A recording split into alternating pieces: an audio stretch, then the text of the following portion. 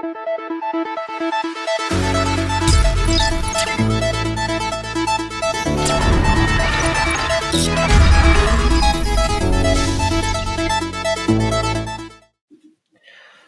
a todos, bienvenidos a otro episodio. Me acompaña Lina María Cuervo. Ella es co-founder y managing partner de Cubo Ventures. ¿Cómo estás, Lina María? Bienvenida. Hola Jaime, ¿cómo estás? Muy bien y muchas gracias por la invitación. Gracias a ti por darte el espacio para conversar y ya nos hemos conocido virtualmente primero, luego tuvimos la oportunidad de vernos cara a cara en el Perú Venture Capital Conference y creo que uno de los temas que tocamos así informalmente en el evento me gustó tanto que dije, no, esto tenemos que traerlo al episodio de hoy. Pero no los voy a spoilear, eso viene después de la pequeña pausa. Ahorita queremos que la audiencia te conozca.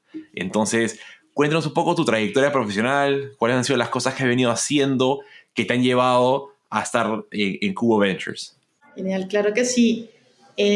A ver, ¿por dónde empezar? Tengo cerca de 9, 10 años de experiencia trabajando con startups. Inicié mi carrera profesional con Polymath Ventures, que es un company studio. O sea, antes de eso había hecho cosas varias, pero no a nivel profesional 100%. Entré con ellos sin saber a dónde estaba entrando. Entré con ellos sin saber qué iba a hacer. Eh, Ellos tienen pues básicamente se dedican a construir compañías desde cero dentro de un ecosistema que crearon y con unas metodologías específicas para poder determinar las necesidades de la humanidad, de la población y con ello construir soluciones. Increíble, personas increíbles y mi gran admiración a todo el equipo de Polymath. Y allí hice absolutamente. Hemos tenido ya a 2 personas de Polymath pasando por acá el programa, hemos aprendido mucho de ellos, o sea que sabemos que vienes de una buena casa, entonces estudio. Mira, tengo un amigo que dice que parecemos una mafia, que tenemos hemos ido construyendo cosas por donde vamos. Pero el problema es que eso no suena tan bien en Colombia cuando dicen mafia. Entonces, hace poco cuando estuve ahí, lo que me dijeron era, no, ya no somos la Rappi Mafia, ahora somos la Rappi Magia. Entonces suena más bonito. Entonces, el Polymath Magia. Totalmente de acuerdo. Y creo que sí, lo bonito es como ha tocado continentes, ¿no? Hay varias compañías en Europa que se han establecido por ex Polymaths y también a nivel regional. Creo que es una bonita y que seguimos en contacto y creo que nos apoyamos mutuamente cuando lo necesitamos. Es muy bonito, de hecho, lo que se construyó. Allí empecé haciendo algo que nunca pensé que iba a hacer, analista de selección en una de sus compañías de HR Tech. Y aprendí un montón, hice más de 1000 entrevistas en 3 meses, entonces creo que pude haber aprendido de cómo hacer entrevistas. Y crecí y empecé a escalar muy rápido, como pasa en las startups. En 4 años llegué a ser directora de expansión, encargarme de operaciones en México y también aprender a hacer estrategias de crecimiento de manera agresiva y acelerada. Esto de growth hacking y demás, yo crecía un 30-40% mensual y eso determinaba también la compañía hacia dónde iba, ¿no? Eh, siempre me ha movido todo el tema de impacto. De hecho, yo salí de la universidad queriendo trabajar en la ONU. Dije, ¿por qué no quiero trabajar en la ONU, no? Y me encontré con un mundo completamente diferente que era startups, que en el 2014 conocer de startups era algo un poquito diferente y raro. Entonces, allí me puse todos los sombreros, aprendí un montón y me seguía picando la venita de qué estamos haciendo en impacto. Y entender que se crean soluciones para desarrollar a clase media.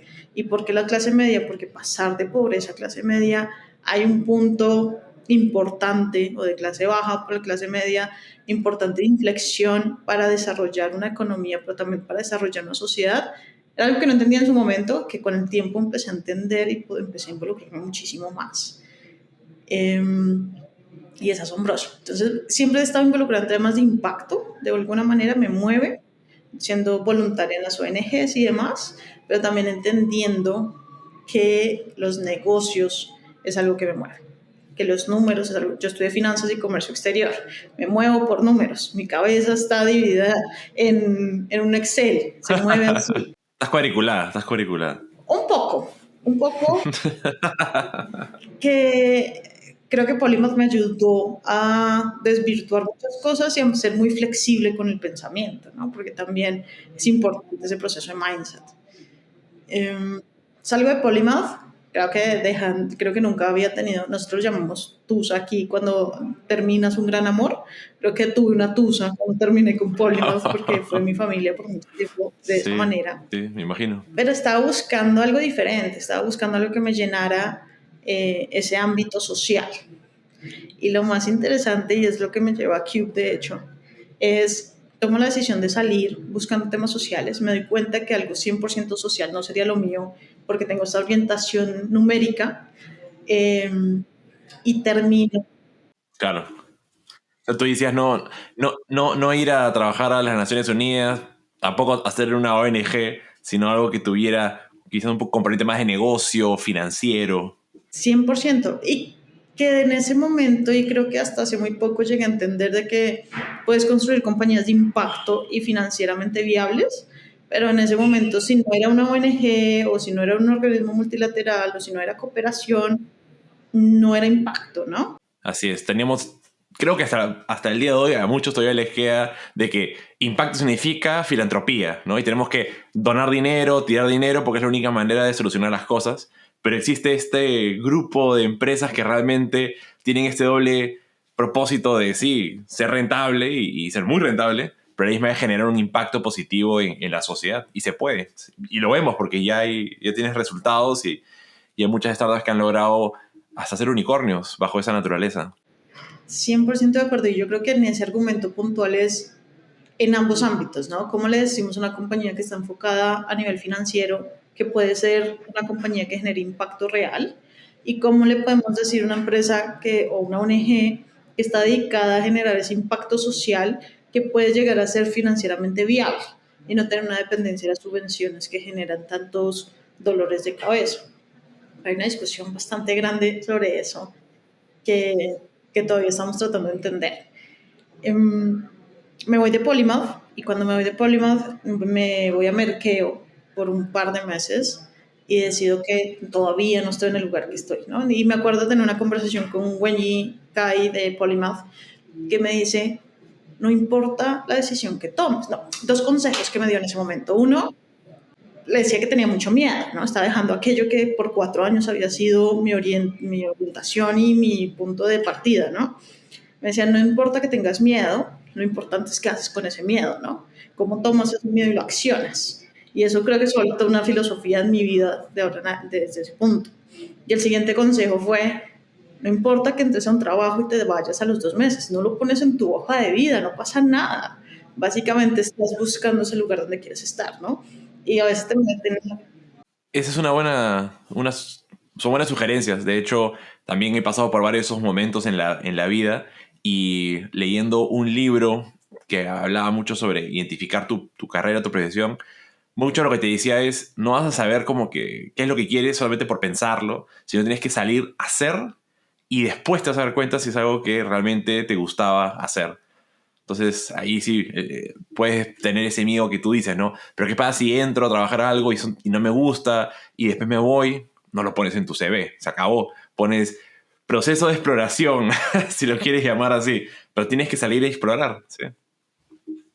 100%. Y yo creo que hay un miedo muy grande en que nuestra hoja de vida tenga esos huecos, ¿no? Esos huecos profesionales, porque ¿qué van a decir? Pero nos han metido eso en la cabeza, o sea, perdón, disculpa, es que pero eso yo creo que, o sea, si dejas un mes vacío y dices, no, me lo tomé como sabático, es como que no, hay algo que no está muy bien acá, que seas menos de 12 meses trabajando en una empresa, o sea, a mí me han alimentado con un montón de esas cosas que te sesgan y te impiden tomar mejores decisiones desde mi punto de vista. Totalmente de acuerdo. Y va a eso, ¿cómo tomamos mejores decisiones? Porque a veces podemos entrar en trabajos complicados, en donde no nos sentimos plenos y nos da miedo dejarlo por eso mismo, porque ¿qué va a decir la otra persona? ¿Qué pasa si alguien revisa mi hoja de vida y ve que dure 2 meses, que dure 3 meses, ¿no? Así es. Si van a decir, no, si se lo hiciste a otro, me lo vas a hacer a mí también, yo no quiero eso. Quizás ahí el trabajo fue la persona que reclutó, no hizo bien su trabajo. O sea, también no siempre es la culpa del que postula, ¿no? Pero 100%. bueno, Y creo que también hay un proceso personal, es básicamente, y eso me llama más adelante, pero paso de ahí, salgo a un mercado, estoy 2 meses y me llama Peter Ostrowski, que es el CEO de Ofi.com.co, y hoy en día Venture Partner de Polymath Ventures. Me dice, necesito que te vengas a México a trabajar conmigo. O sea, me acaban de decir que te fuiste de Polymath, necesito que vengas a... ¿Qué hace su empresa? Para los que no sabemos. Hoy en día desarrollan servicios de tecnología hablando de inteligencia artificial, automatización de procesos y demás para otras corporaciones y otros esquemas. Buenísimo. Una gran compañía y me voy a México buscando ese cambio, buscando ese aire, buscando mil cosas más y me encuentro con muchos retos, ¿no? Entro a producto, cosa que no lo había hecho tal como el área de producto, sino que dentro de la misma startup había hecho 20.000 cosas más. Me encuentro con muchos retos, pero al finalizar, creo que esa experiencia de 2 años, me encuentro con la misma pregunta: ¿qué estoy haciendo con mi vida? ¿Hacia dónde quiero ir? ¿Qué quiero lograr? ¿No? Y creo que te comentaba, pero esto vino siendo mediados de 2020, que empiezo a hacerme esas preguntas. Estamos en medio de una pandemia y yo ya había empezado en febrero un proceso de establecer el área de responsabilidad social para la compañía. En Polymath moví esa semilla también, un tema de muy chévere todo lo que hacemos, pero cómo retribuimos al ecosistema, ¿no? Y en ese momento pensamos mil cosas. Salgo de Polymath, entro a Ofi y hago lo mismo. ¿Qué podemos hacer para retribuir al ecosistema? ¿Qué podemos cambiar las cosas, no? Cae pandemia, los proyectos se caen porque claramente entramos todos en crisis, y veo un video que me cambia la vida. Se llama Kiss the Ground. Es un documental de Netflix que mueve todo el tema de impacto ambiental, ¿no? Y yo me pongo a llorar como si no hubiera un mañana. O sea, ese día lloré y lloré y lloré y me preguntaba por qué estaba llorando, ¿no? Y por qué estaba llorando es... Principalmente me di cuenta que hay mil cosas que me importan, pero que me alejaba intencionalmente para evitar un contacto total, digámoslo así, para evitar ese contacto emocional, pero también porque era más fácil dejarlo de ver. Y ahí vinieron muchos recordatorios frente a un tema de qué me han dicho durante mi carrera profesional, qué me han dicho de lo que tengo que ser, qué me han dicho de lo que puedo pensar y lo que puedo expresar, para que me alejara de algo que me importara tanto como es el bienestar social, ambiental y demás, ¿no? Ahí resonó contigo, o sea, como que fue una especie de llamado, ¿no? Oye, acá siento que estoy destinada a hacer algo.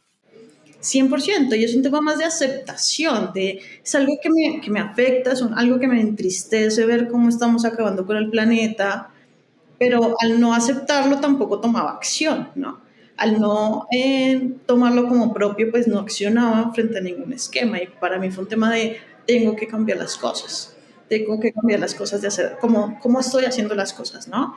Ahí renuncio a OFI y entro a una organización que se llama Efecto Colibrí, pero entro como voluntaria. Renunciando a OFI, me enfrenté a un reto de sentir el fracaso, ¿no? Porque básicamente pasaron muchas cosas que yo sentía como fracaso, que realmente no lo era. O sea, el hecho de cerrar proyectos, de muchas cosas que yo le decía a mi CEO, a Peter, me siento culpable, y me decía, no es tu culpa, ¿no? Tú también manejas tus culpas hasta donde vas, ¿no? ¿Te refieres a que habían proyectos, iniciativas que no lograste concluir dentro de ese tiempo que estabas? 100%. Que tomaron más tiempo de lo que debían, que no hubo el enfoque como debían, por prioridades, por mil cosas más, ¿no?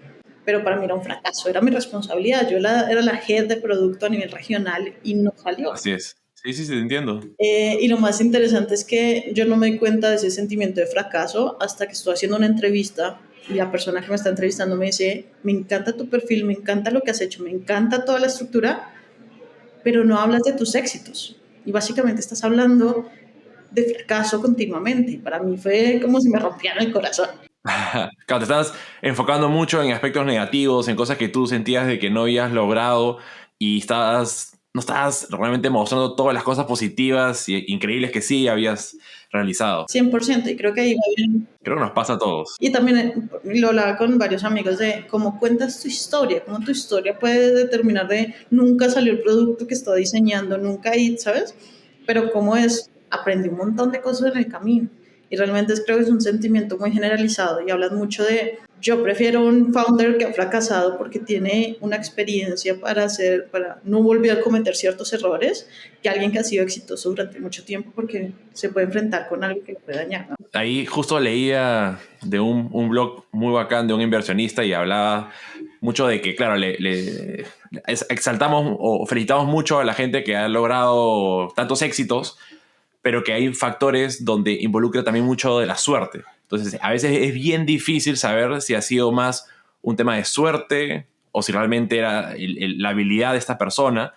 Creo que es una combinación definitivamente, pero la única manera que sí podemos medir si es que es habilidad o suerte es cuando queremos intencionalmente hacer las cosas mal, ¿no? Y fracasar. En el fracaso se aprende mucho más porque ahí sí podemos saber exactamente qué cosas sí hice que trajo abajo esta iniciativa, ¿no? Y yo me identifico mucho con eso, porque sí, he cometido muchos fracasos también en la vida y puedo fácilmente encontrar aquí estuvo el error, aquí estuvo el error, y ni con suerte, literalmente, es como la frase dice, ni con suerte hubiera podido lograr que eso hubiera sido un éxito, porque ahí estaba clarísimo los errores que se cometieron. En cambio, no siempre es tan fácil hacerlo cuando uno tiene éxito, ¿no? Y bueno. Sí, de acuerdo.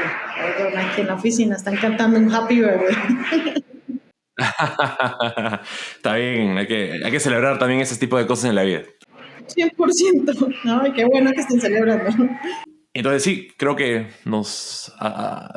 tendemos a ser un poquito muy fuerte con cada uno de nosotros y como bien has contado, o sea, a la hora de compartir un poco tu historia, las cosas que has venido haciendo, es mucho más fácil sentirse mejor con uno mismo, con lo que ha venido haciendo, porque a veces son estos acontecimientos negativos los que nos dejan muy marcado y no sobrepesamos las cosas que sí venimos haciendo y que realmente han sido súper exitosos y súper buenos, ¿no? Y ahí me encantaría que me cuentes un poco cómo es entonces que con Cube has logrado, digamos, implementar esto y cómo van, qué resultados.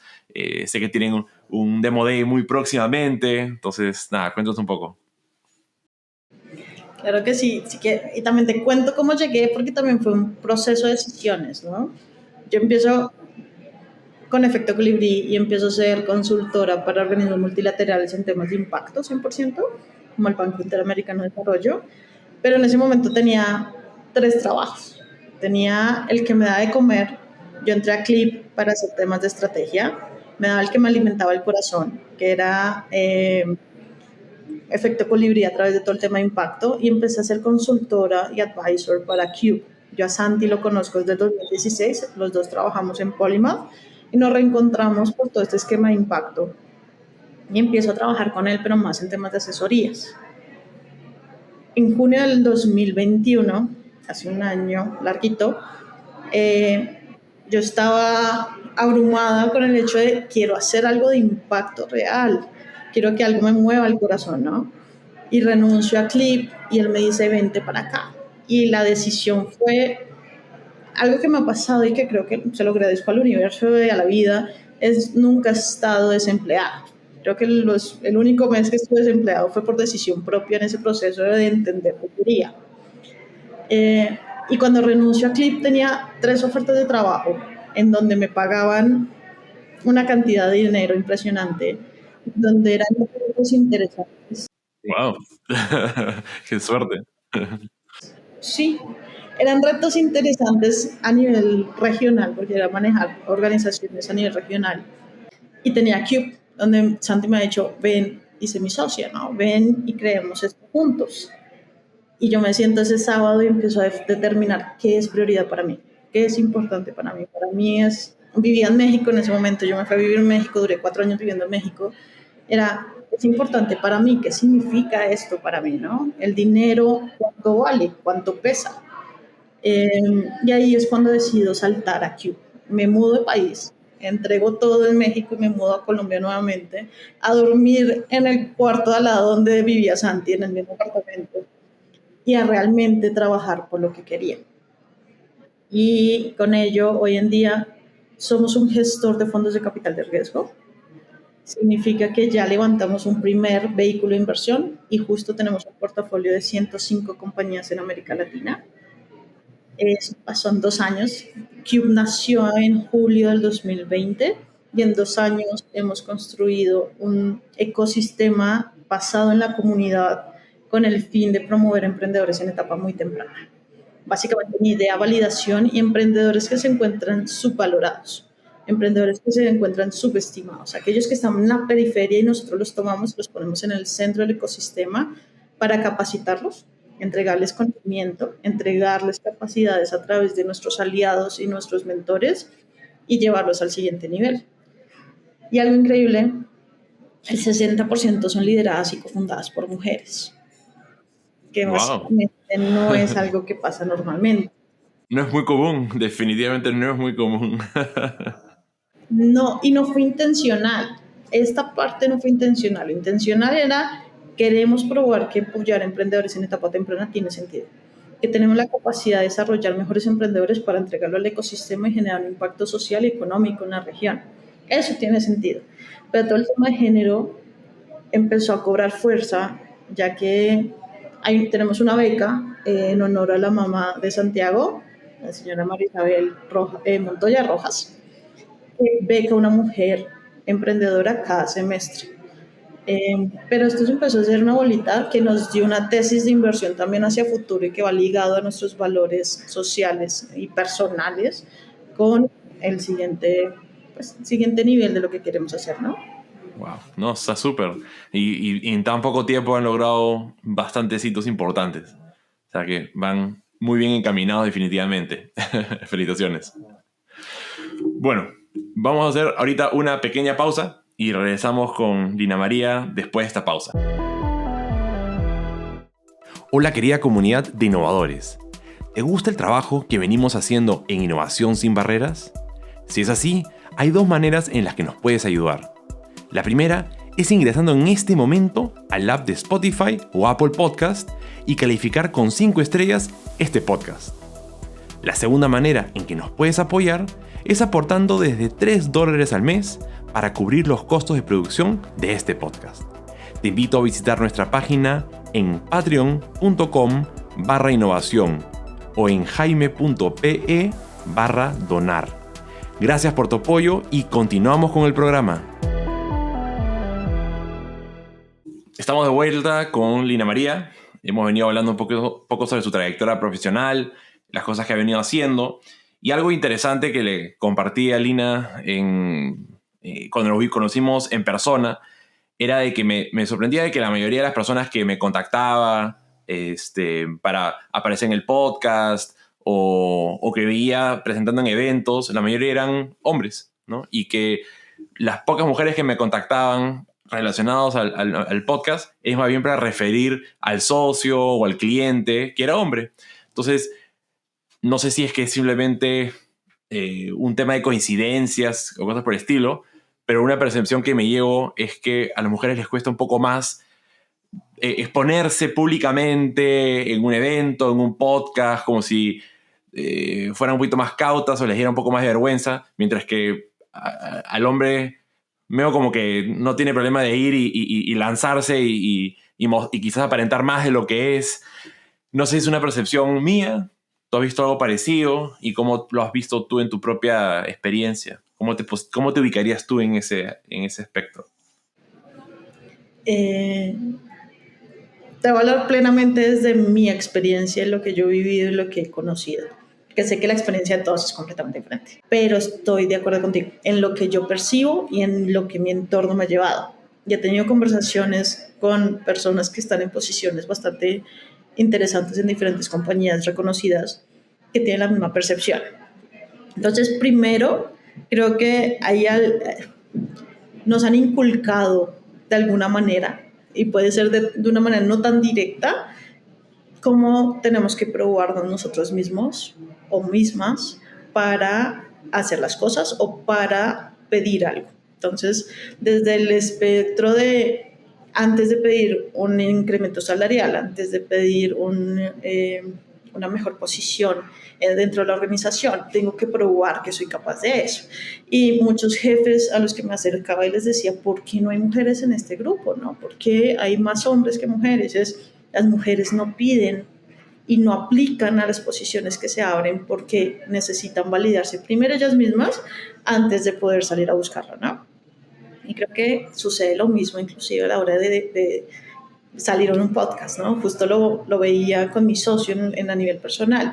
Durante este año me han invitado a dar diferentes charlas en PECAB, en el evento en Lima, en Guatemala, en Ecuador, ahorita voy a Chile, y no es mi lugar feliz, o sea, me encanta compartir, pero me asusta también un poco esa barrera entre el que dirán y demás, ¿no? Y es un tema de, si fuera más sencillo, pongo a mi socio que es más extrovertido y pongo a mi socio que puede expresar mejor y que tal vez tiene mayor experiencia en la industria de venture capital y de esa manera voy a generar mejores retornos hacia la organización de una manera u otra o van a generar mayor valor, pero no es eso. O sea, ahí el más atrás es por qué nos tenemos que esconder, ¿no? ¿Por qué tenemos que validar 50 veces más lo que está sucediendo o que realmente estoy en lo correcto para exponerme y para salir al mundo y de realmente mostrarme, ¿no? Realmente es algo que yo he percibido mucho. Y de hecho, si es que te pones a pensar el aspecto de, no, mejor mando a mi socio, que él ya está acostumbrado, o que a él siempre lo invitan, cosas por el estilo, hace que cada vez se haga más difícil que quieras tú salir de esa posición porque te va a faltar un poquito la experiencia, ¿no? O sea, nadie del día uno se vuelve bueno haciendo presentaciones, exponiendo, pitchando. Es cuestión de ir ejercitando ese músculo. Entonces, si siempre estás mandando al socio hombre que vaya y lo haga, ¿en qué momento practicas? ¿No? ¿En qué momento tienes tú esa experiencia? Entonces, creo que es importante ir como que diciendo, ok, voy a tomar la oportunidad, no será perfecto, pero tengo que arriesgarme a hacerlo, ¿no? Pero sí te entiendo lo que dices de que veo como que nos han puesto esta socialmente, quizás no verbal, pero se da que hay un lugar para la mujer, un lugar para hombre en ciertos aspectos. Y eso me lo han contado también founders que son hombre y mujer, que normalmente ciertas reuniones ella asistía, pero hay otras donde más bien se sentía más cómoda mandando al socio hombre por simplemente por el lugar, ¿no? Va a ser un bar en la noche, va a ser una reunión donde solamente hay hombres, entonces prefiere que vaya hombre. Entonces, pero pierde la oportunidad de estar en esos espacios y presentarse y ganar experiencia. No sé cómo lo ves. 100% de acuerdo y ahorita te comentaba, ¿no? El 60% de las compañías son lideradas y cofundadas por mujeres. Pero eso no significa que haya sido la mujer la que haya aplicado el programa, ¿no? Y eso es interesante porque es un tema, se lanzan a un tema de emprendimiento que es toda una aventura, pero tomar esas decisiones y ser las que tienen la iniciativa también les cuesta un poco. Entonces, justo también conocía estas founders que era como de, pues yo soy la founder y yo tengo ciertas decisiones por detrás, pero mando a mi socio, ¿no?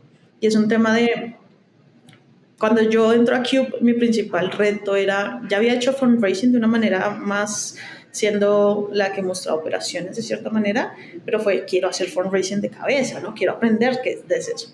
Pero era hablar con personas todo el día y no era algo de, y personas extrañas, o sea, yo manejaba equipos, pero no personas extrañas todo el día.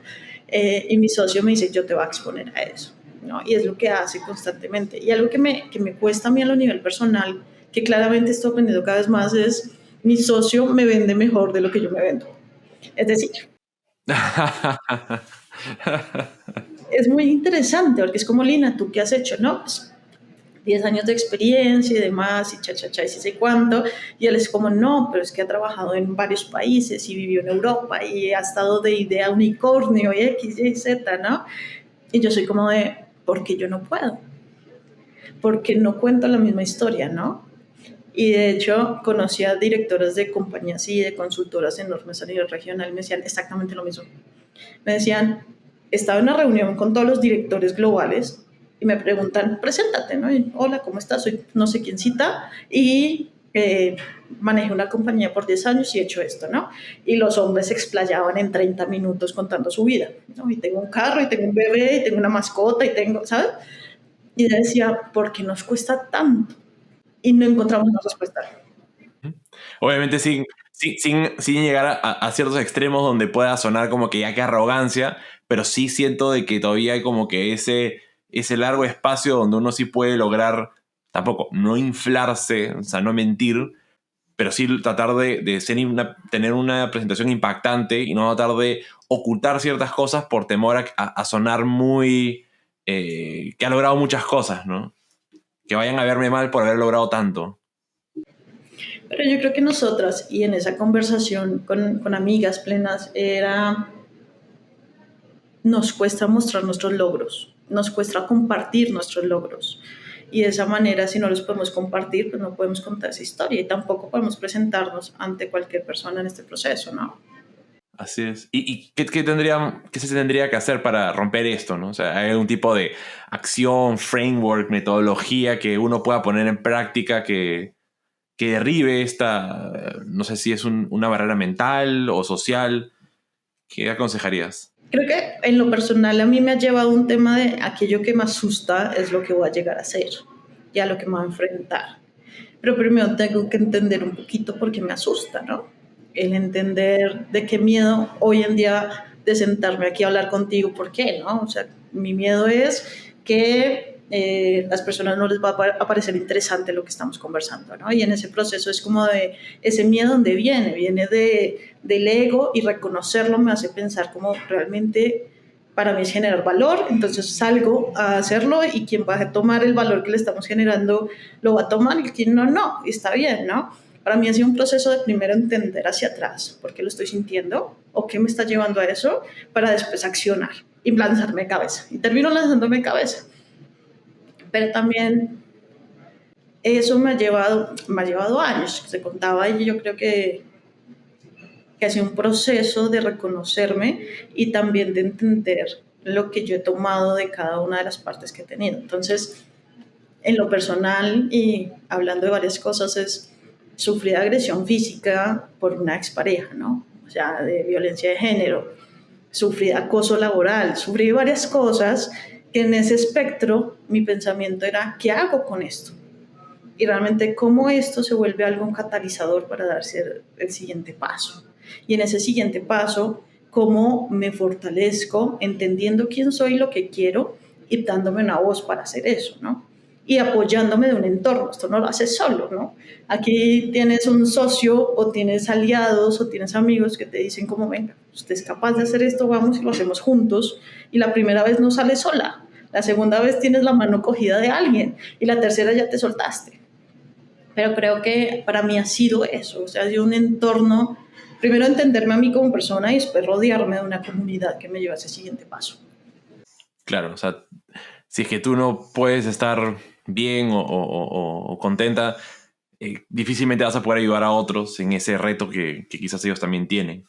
Y este concepto de comunidad creo que es sumamente importante. Ahí como, ¿qué comunidad te apalancaste? ¿Cuál es la comunidad que existe el día de hoy? ¿Y dónde es que podría alguien recurrir? Es interesante esa pregunta. Todo se ha construido de manera muy orgánica, pero creo que también ha sido siendo fiel a quien soy, atraído y me ha acercado a personas más acordes a quien soy, ¿no? Mi comunidad más cercana viene siendo mi socio claramente, pero mis grandes amigos que dicen Polymath, que todos estamos en el mismo entorno y demás, y personas que he conocido en el camino que tienen una similitud de alguna manera conmigo, ¿no? Entonces, mi principio hace un par de años fueron dos cosas. Ser cada vez más fiel a mí misma, que era lo que te comentaba a nivel emocional, de conectarme y saber cómo llegar a eso, pero también reconocer a quién quiero en el camino y a quién no. Y también quitarme y reaprender muchas cosas, ¿no? Reaprender que sí puedo confiar, reaprender que sí puedo conocer, reaprender que me puedo abrir en una fiesta o en unos cócteles y conocer personas nuevas que se pueden volver grandes amigos. Creo que es el mismo concepto que hablamos mucho para los negocios, donde el hecho de que hayas fracasado una vez en una startup, hayas cometido ciertos errores en tu negocio, no significa que no estás destinado a emprender o tener un negocio. Quizás en lo social es lo mismo. O sea, el hecho de que hayas tenido una mala experiencia no significa de que todas van a ser exactamente igual, sino que ahora estás mejor preparado para reconocer lo que es malo, lo que es bueno y tomar mejores decisiones. 100%, y creo que también un tema de que si te equivocas te vas a levantar, ¿no? O sea, y creo que eso funciona tanto cuando fracasas a nivel laboral como también cuando te equivocas a nivel emocional o personal. Es un tema de te equivocas, te levantas y sabes que cuentas con una red de apoyo que te va a estar apoyando en ese momento, tanto para ir por una cerveza como para acompañarte al terapeuta, cualquiera de los dos, ¿no? Eh, Creo que eso ayuda un montón y te quita los miedos de probar. Y ahí entonces, un poco, claro, tienes tu experiencia, las cosas que vienes haciendo en Cube, pero ¿cómo podemos, digamos, aportar más al ecosistema? ¿Cómo podemos promover un ecosistema más equitativo, pero sin hacerse daño a uno mismo en el proceso, ¿no? Porque a veces nos involucramos muchísimo y dejamos que eso nos afecte bastante. ¿Cómo encontramos ese punto donde podemos sostener esto en el tiempo? Me encanta la pregunta porque lo viví y lo sentí. En el proceso de reconocimiento me di cuenta que era una persona emocional y que en algún momento en mi carrera me dijeron que no debía ser emocional porque pues eso se ha mostrado mal, ¿no? Al reconocerme, Hay que ser frío, seco, muy, muy alemán, ¿no? 100%, y te lo dicen así, es un tema de... Y ya yo trabajo en un equipo solo hombres, entonces cuando trabajaba con ellos y no sé, pasaba algo y a mí me salió una lágrima porque se fue alguien del equipo por cualquier cosa, era como, pero ya vas a llorar, ¿no? Y eso es como de, No, ok, ¿te no voy a decían llorar, y me eso? cierro. No. Sí, fue... pero eso también te lleva a bueno, uno a aprender qué pasó y reconocer dónde pasó, pero también el reconciliarme con eso me llevó a entender todo lo que te estaba diciendo, un tema de me importa realmente apoyar a las personas, me importa realmente generar un impacto social, ambiental y económico en la región, me afecta realmente hacerlo uno a uno. A mí ver una persona que no tiene para comer me mueve, ¿no? Y busco qué hago, ¿no? O un perrito que está sufriendo me pesa. Y me decís, Claro, o sea, o sea, tienes empática y eso es un atributo bastante bueno. pero en su momento al no reconocerlo y al no entenderlo me molestaba porque era un tema de por qué me pongo así con cualquier situación, o sea, ¿qué está pasando? Pero llegó a alejarme de lo que quería, pero también al entenderlo me llevó a acercarme y a entender qué decisiones debía tomar. Y fue, no puedo trabajar uno a uno en pro de cambiar el mundo porque me va a afectar a mí personalmente y me cuestionaba cómo los doctores lo hacen, ¿no? Cómo van y ayudan a personas que están enfermas y no se llevan eso a su casa, o los terapeutas, ¿no? Y mi decisión puntualmente es desde qué ángulo lo puedo hacer. Y ahí fue cuando dije, no lo puedo hacer en una ONG trabajando uno a uno, pero lo puedo hacer en una organización que busca generar conocimiento, apoyo y demás a través de más organizaciones que van a generar mayor impacto. Entonces me pongo en lo personal en una posición que puedo generar ese impacto, pero que no es directo y que me protejo a mí también, ¿no? Y claramente también tengo apoyo, la terapia y todo lo demás, que me mueve a mí en un tema de cómo me cuido para poder dar el mayor bienestar a los que están alrededor mío. No, me parece súper. O sea, creo que acá lo que rescato es que cada uno tiene que identificar cómo es uno mismo para luego desarrollar el vehículo que más se ajusta a su personalidad y al potencial impacto que uno puede generar. Porque al final eh, hay diferentes tipos de perfiles, ¿no? Hay unos que pueden, y esto va a ser una analogía con el mundo startupero, ¿no? O sea, el emprendedor es el que realmente se puede meter a resolver un problema específico por los próximos 10 a 20 años y no sufrir de que se está perdiendo otras cosas, sino que está tan obsesionado en un solo aspecto que puede resolverlo. Mientras que hay otros que, y ahí me pongo quizás en esa posición, donde queremos poder ver una cierta variedad y estamos contentos de no estar en primera línea, sino estar sentados atrás en el asiento trasero, guiando o dando pautas o apoyando a aquellas personas que sí tienen las manos al volante, ¿no? Entonces, reconocer cuál es nuestro espacio, creo que también es parte del proceso de autodescubrimiento, y creo que ahí, en ese caso, ambos estamos clarísimos de dónde estamos parados y eso hace que puedas tú ejecutar aún mejor tu propuesta.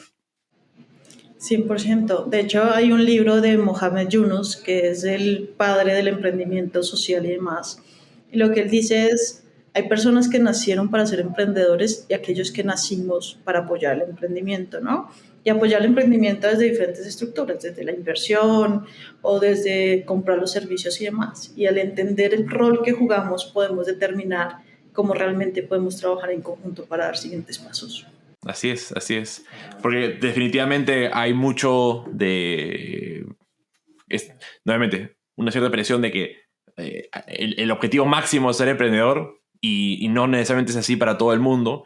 Y sí reconozco los superhéroes que son las personas que emprenden, pero también hay que darle su crédito a aquellas otras organizaciones o personas que están ahí haciendo de que ese proceso para esas personas sean más fáciles, sean más grande. Y ahí están los inversionistas, los buenos abogados, los buenos contadores, las buenas aceleradoras, los buenos políticos que pueden ayudar a hacerlo más fácil. Creo que todos esos actores suman para que los emprendedoras tengan más éxito. Y si miras, digamos, países, ¿no? Países que tienen mejores condiciones para poder emprender y salir adelante, pues la tienen más fácil. Alguien que quizás hubiera emprendido en Perú, en Colombia, Argentina, años atrás, por más brillantes que hayan sido, no hubieran tenido las mismas oportunidades que alguien que estaba sentado en Silicon Valley, donde había mucho más acceso a capital y mejor regulación, ¿no? Entonces, nada, eso es. Creo que es interesante porque también creo que tenemos un mundo de oportunidades, tenemos un mundo de falencias y cuando hablamos en temas de emprendimientos de impacto es diferente pensar en emprendimiento de impacto en Europa, donde la vulnerabilidad en temas de alimentación no es tan grande como acá o X, Y, Z.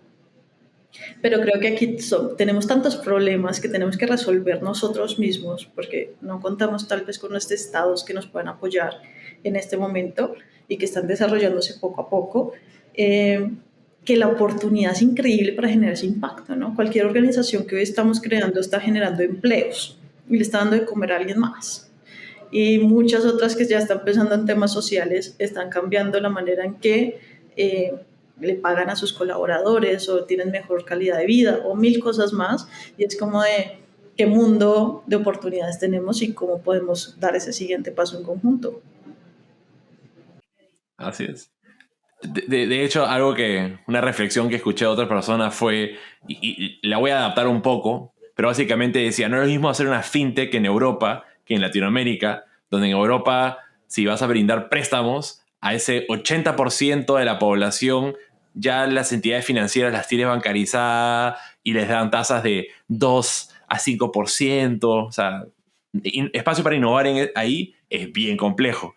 Pero en cambio vas a Latinoamérica y ese 80% está no bancarizado y unos no acceden a nada y otros acceden a tasas ridículas, probablemente totalmente asesinas, ¿no? Y ahí hay demasiado espacio para innovación, para traer cosas novedosas al mercado. Entonces tenemos realidades tan distintas que donde allá no es un problema, acá es una mina de oro. 100%. Y creo que es como ponemos ese spotlight en América Latina, ¿no? Porque al final también necesitamos capital para dar esos siguientes pasos, ¿no? Así es. Y no necesariamente capital está en Latinoamérica, viene de otras partes del mundo donde hay bastante financiación. Y como tú dices, ¿cómo les mostramos que acá en Latinoamérica hay oportunidades que ellos no van a poder acceder en sus... 100%. Y el impacto. Yo creo que eso llama mucho la atención. Hoy en día hablamos de generación de empleo, o hablamos de equidad de género, como lo que te estoy diciendo, pero cuando empezamos a hablar de que las personas empiezan a tener activos, empiezan a cambiar de un lado a otro, ¿no? Pasar de pobreza a tener un activo, una casa X, Y, Z. Ya en ese momento creo que vamos a hablar de un impacto diferente. Claro, cambian por completo las condiciones de las personas, ¿no? Y las necesidades que tenían en un determinado momento de su vida ahora pasan a ser distintos, ¿no? Entonces creo que se generan oportunidades para otras empresas de poder ahora sacar provecho de ayudar a más. Ahora, Hablando de eso, entonces, desde tu punto de vista, ¿qué deberíamos estar haciendo para atraer mayor capital a emprendimientos de impacto aquí en Latinoamérica? ¿Cómo has visto también tú la llegada de ese capital? Creo que hoy en día en América Latina es más conocido el capital de impacto, pero sigue, y como conversábamos, ¿no? Sigue siendo un punto de una donación o de una subvención. Entonces, creo que principalmente, primero hay que cambiar ese mindset de que las empresas de impacto no pueden ser rentables o que tú no puedes ser rentable si piensas en impacto. Y hoy en día, a través del fondo que nosotros estamos lanzando, ese es nuestro pensamiento. Es un tema de nos orientamos en temas financieros porque queremos ser rentables y queremos llevar rentabilidad a nuestros inversionistas, pero el impacto es algo que nos guía y que vamos a medir y que vamos a hacer ese siguiente paso. Entonces, creo que hay que cambiar el pensamiento, ese mindset que tenemos, y eso también se lleva a través de capacitación.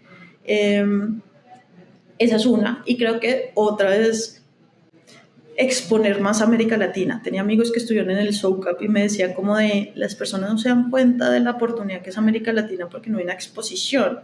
¿Qué pasa si nos empezamos a exponer de manera mucho más ágil y mucho más con más ruido, digámoslo así, para justo atraer eso el capital, ¿no? Porque hay gente interesada en estar en América Latina, pero desconoce a nivel tributario qué le afecta, desconoce qué significa, desconoce tantas cosas que creo que esa exposición es necesaria. Y lo hablaba con para amigos que estamos hablando de cómo crear todas las métricas de impacto para VCs. Necesitamos poner esto en lo más alto y hacerlo en conjunto con todas las organizaciones y pensar como bloque económico, ya dejar de pensar como regiones. Somos un bloque económico que es muy fuerte estando unido, ¿no? ¿No? Me parece que hace todo el sentido del mundo y cómo ponemos en vitrina lo que tenemos aquí en Latinoamérica como un solo bloque, sobre un solo grupo, y para que quede claro cuáles son, ¿no? Como tú dices, esos en las leyes, temas tributarios que quizás pueden asustar o los temas políticos, o sea, cómo mostramos que realmente somos una gran oportunidad si es que te tomas la molestia de indagar un poquito más, ¿no? Entonces, cómo les acercamos, rompemos esa barrera que hoy día existe, ¿no? Y no, yo creo que al final del día, si tú les muestras que existen buenas oportunidades de inversión, dejas claro cuáles son los riesgos, sería bien absurdo que no inviertan, ¿no? Yo creo que hoy es por un tema más de desconocimiento que no, de que no quieren hacer dinero. 100%. Y creo que es un tema de todos somos embajadores del mismo lugar, ¿no? Entonces, creo que entre todos podemos hacer esto. Así es, así es. Sí, porque todos ganamos acá, todos ganamos acá. O sea que ahí tendremos que construir algo, ahí voy a darle vuelta, pero vamos a hacer algo para darle más visibilidad, sin duda. Bueno, Lina María, estamos llegando ya al final de esta grabación y más bien quiero agradecerte por darnos este tiempo. Antes de irnos, me gustaría hacerte una última pregunta y es, si tuvieras una máquina del tiempo que te permitiera enviarle un mensaje a tu versión de hace 10 años, ¿qué le dirías? Bueno, primero, gracias Jaime por la invitación. Creo que es increíble poder compartir con todos. ¿Y qué le diría? Una, dos cosas. Una sería, vive en el presente. Creo que viví mucho tiempo en el pasado. Uf, esa es buenísima. Trato de hacérmelo todos los días, pero cuesta. Uno siempre está ahí. Y también vivo mucho en el futuro, que ese es peor. Es interesante. Yo tengo tatuada una constelación y esa constelación dice, o para mí significa, con los pies en la tierra, pero mirando las estrellas. Y es un tema de vivo aquí, pero no dejo de soñar, ¿no? Entonces, creo que eso mismo se lo diría porque creo que perdí mucho tiempo pensando en el pasado. Eh, y también le diría, atrévete más. Creo que ese miedo de lo que hablábamos y también cuestiona más. Y desde chiquita, posiblemente, o sea, hace 10 años tenía 20 años. Entonces, decirle que cuestiona más y se atreviera a hacer más cosas. Creo que hoy estaría riéndose de muchas cosas y demás. Tendrías, hoy ya tendrías 800 startups invertidas.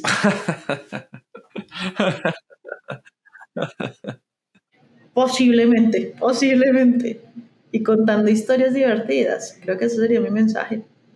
No, me parece buenísimo. Y lo bueno es que como que ese es un mensaje que también te lo das a ti misma hoy, Y acá a 10 años vas a poder decir, ok, qué bueno que tomé esto al pie de la letra, ¿no? Al corazón. Bueno, antes de despedirnos, una última cosa. Sé que, bueno, cuando estén escuchando esto quizás ya pasó, pero este viernes 25, si no me equivoco, tienes un Demo Day. Y creo que también ese mismo día, 25 de noviembre, tienes un Demo Day, pero a la misma vez ese día se conmemora otro tema. No sé si puedes compartirnos un poco. Claro que sí, entonces sí, es nuestro último demo day de este vehículo de inversión.